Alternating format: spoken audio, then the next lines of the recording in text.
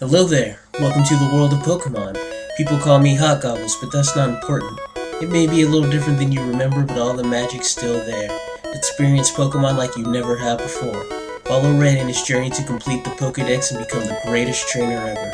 Explore the world of Kanto and battle and catch all the Pokemon you can. But he's not the only one. Rivals, gym leaders, and the evil organization Team Rocket join the fun. What's the point of adventure without a little mystery? Because they all have something to hide. Fight, train, and live with Pokemon if you want to be the best. If you think this is like some anime, you better think again.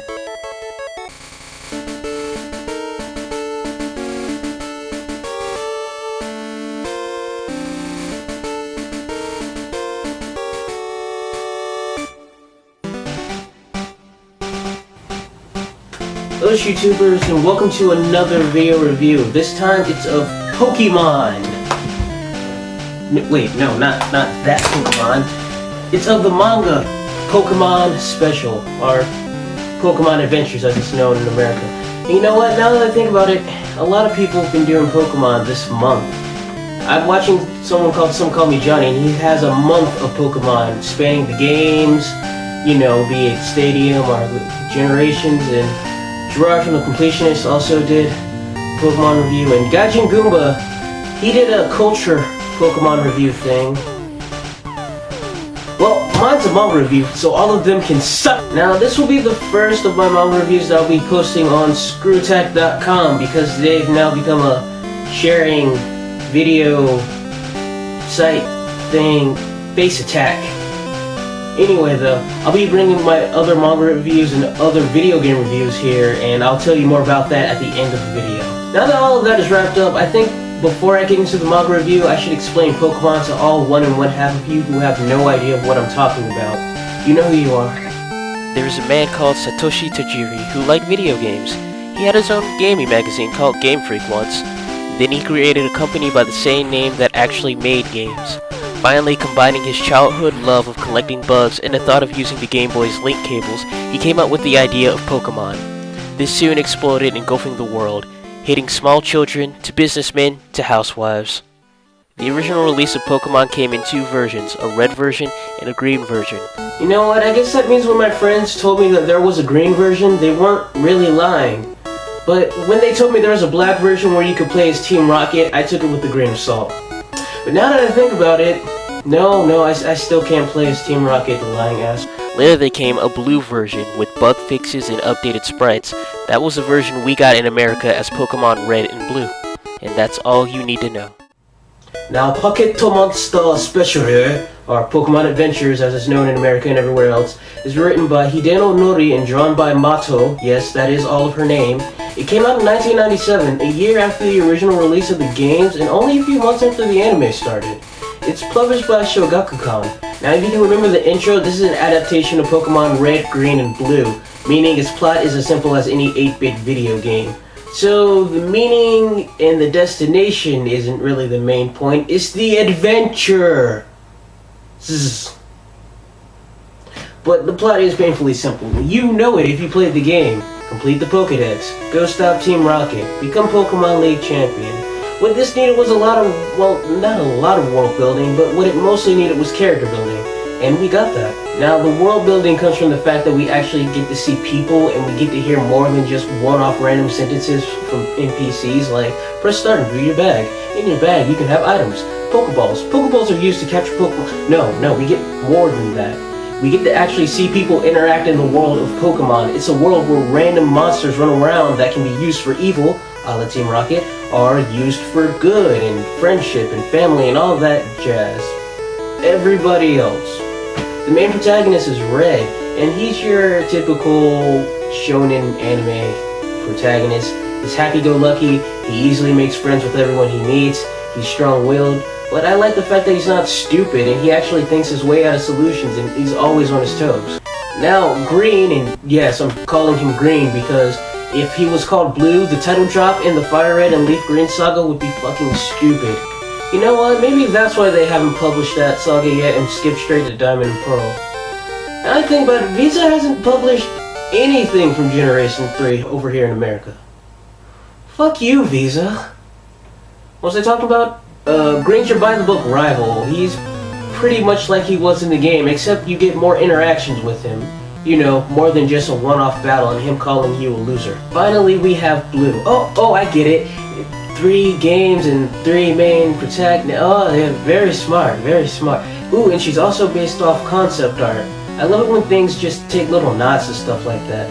Now, Blue's a completely new character, kinda, you know, minus her design. But she's the trickster, the devious type, which makes her a little different, but she doesn't really get away from that. Now, when writing a review, I try to see what a story can teach me about writing or storytelling in general, and the fact that this was made to complement a game proves how important reactions are, just not facial expressions, but the things you do.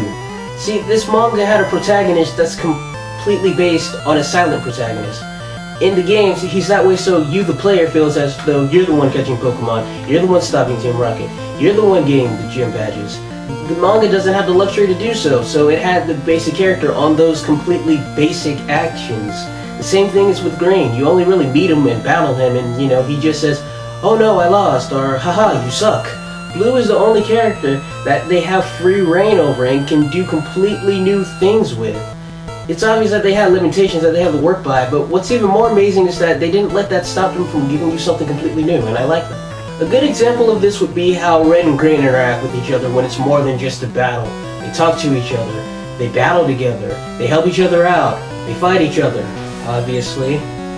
Blue just being there by herself brings something new, and I think what really captures it is how they use the gym leaders, from Red meeting Misty before going through Mount Moon, to Eureka tricking Red to see just what type of trainer he is. And I think it also helps that just more than one gym leader is a part of Team Rocket. I like how they took a more mature tone with it by having people be attacked by Pokemon and fighting together with their Pokemon, making it more action-oriented. Pokemon Special's art style is rather simple, but it doesn't need to be anything more than that.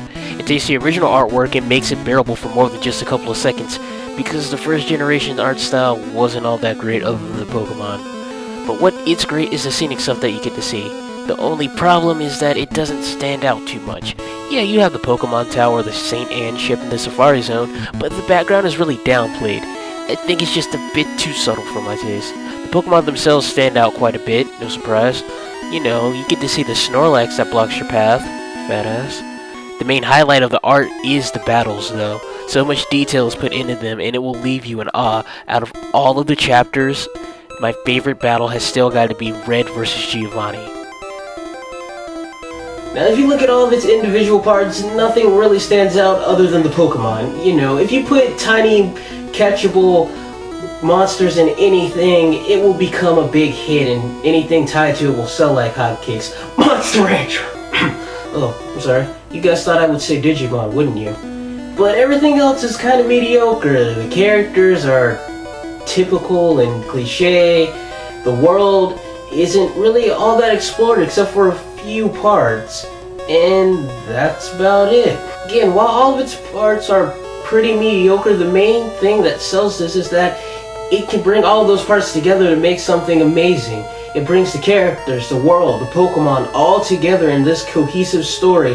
And the main point that sells it is that it's complementing something else. It's taking something that you know and giving it to you in another form, and that's its main selling point, at least for this one chapter, because there are as many sagas as there are games. The Red, Green, and Blue chapter is the perfect start to an ongoing series.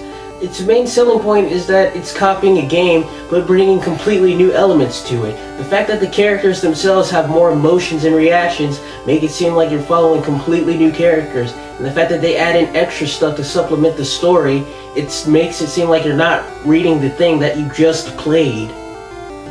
But you know, while that's all great, it feels like something's missing. I mean, we got to see all the gym leaders, and we got to see all of the, you know, Pokemon League, but it was just a championship, a bracket.